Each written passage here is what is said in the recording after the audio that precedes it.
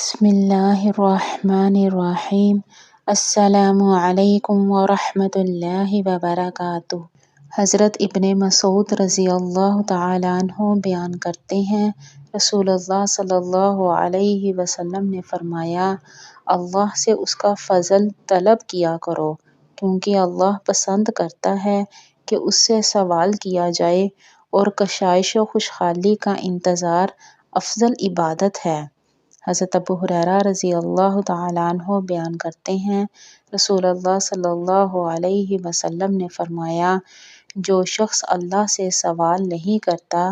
تو وہ اس پر ناراض ہوتا ہے۔ حضرت عبداللہ بن عمر رضی اللہ تعالیٰ عنہ بیان کرتے ہیں،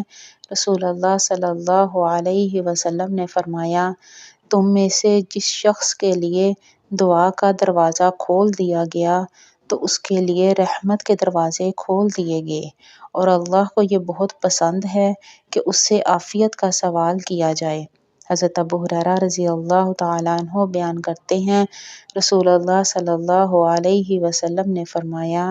جس شخص کو پسند ہو کہ مشکلات و مصائب کے وقت اللہ تعالیٰ اس کی دعا قبول فرمائے تو پھر اسے چاہیے کہ وہ خوشحالی میں کثرت سے دعائیں کرے۔ حضرت جابر رضی اللہ تعالیٰ عنہ بیان کرتے ہیں، رسول اللہ صلی اللہ علیہ وسلم نے فرمایا، جب کوئی شخص دعا کرتا ہے جس میں گناہ یا قطع رحمی نہ ہو تو اللہ تعالیٰ اس شخص کو اس کی مطلوبہ چیز ہی عطا فرما دیتا ہے، یا پھر اس کی مثل تکلیف اس سے دور کر دیتا ہے۔